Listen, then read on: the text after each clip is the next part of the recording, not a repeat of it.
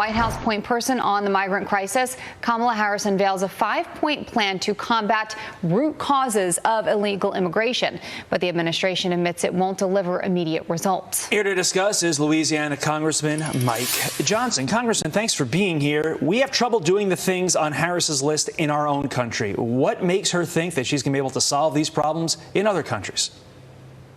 Todd, that is an excellent question. We're scratching our heads here on Capitol Hill. It's hard to believe that she wants to focus on things, as she said on her list, economic issues and advance the rule of law, she says. She wants to combat violent crime in Central American countries. I mean, is this some sort of a joke? Of course, those are noble goals. But this administration has created those very crises here in the United States. And I thought what Governor Abbott in Texas said yesterday was perfect. It seems very much to us like this administration cares more about people who are not Americans than it does about those of us who are. And it is not a sustainable situation. Well, here is what the vice president has to say. Quote, in Central America, the root causes of migration run deep, and migration from the region has a direct impact on the United States. For that reason, our nation must consistently engage with the region to address the hardships that cause people to leave Central America and come to our border. Look, I think you're going to be hard pressed to find people who disagree that there's a problem that sure needs to be dealt with in these countries. However, why is it an issue to do two things at once? Why can't you secure our border and help our Border Patrol agents who are working day in and day out, who are working overtime shifts and barely able to get the job done in some cases because of everything that they have going on down there? I mean, the people who live along these border communities feel like they've been left behind. Jillian, I've been there myself, was down there with President Trump a few weeks ago with 24 of my House colleagues. We saw this with our own two eyes.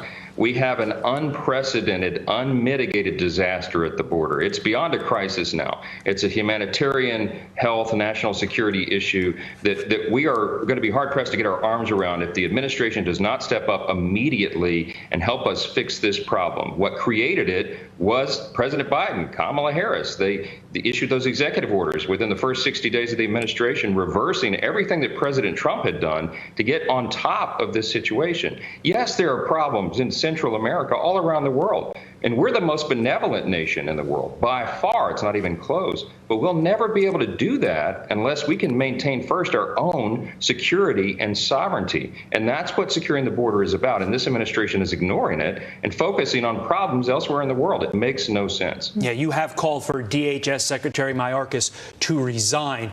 My question for you, Congressman, won't another Biden appointee just follow the same marching orders from the administration? Well, we can't do worse than we're doing right now. It is an objective fact that the Department of Homeland Security is not doing its job. Its primary mission, of course, by its name, is to secure the homeland, secure our border. It begins there. And Secretary Mayorkas is either unwilling or unable to perform that vital function. If he can't do it, we have to find someone who can. This is not a joke, guys. You know the numbers are off the charts. It's unprecedented.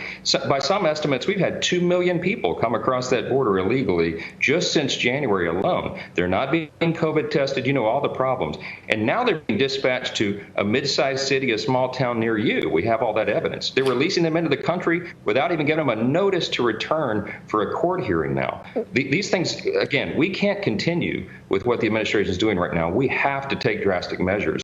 And we're ringing every alarm that we can here on Capitol Hill to make that happen. And following up on that point you just made briefly, illegal border crossers released into the U.S. without a court date. We have some numbers for you here. There's approximately 50,000, which is a lot of people who were released into, like you said, communities, not just communities along the border, but infiltrating, communities throughout our entire country. I want to real quick get your reaction to this soundbite here. This is Senator Hawley and Secretary Mayorkas sparring over this border crisis. Take a listen. Your position is that we don't have a crisis at the southern border, that we have no reason to be concerned. That is a complete mischaracterization of what I said. Are your policies working at the border? The plan takes time to execute, and we are doing so. How much time, though, is needed?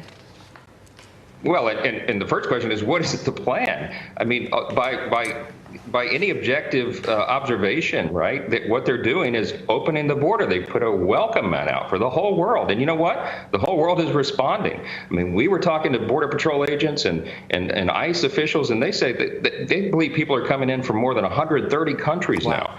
We cannot continue to do this. We don't know who these people are. They have no verifiable form of identification, many of them. Most don't speak English, and they're coming into our communities with no apparent plan of what to do. And they're putting a burden on the local communities, local law enforcement. This is part of the reason that the crime is going up. I mean, this is a compounding crisis, and we call it a disaster now. It's beyond that. And we need the Secretary of DHS to step up and do the job. And if he can't, again, we need to find somebody who will. Congressman Mike Johnson, thank you so much for getting up early with us. We appreciate it. Thank you, sir.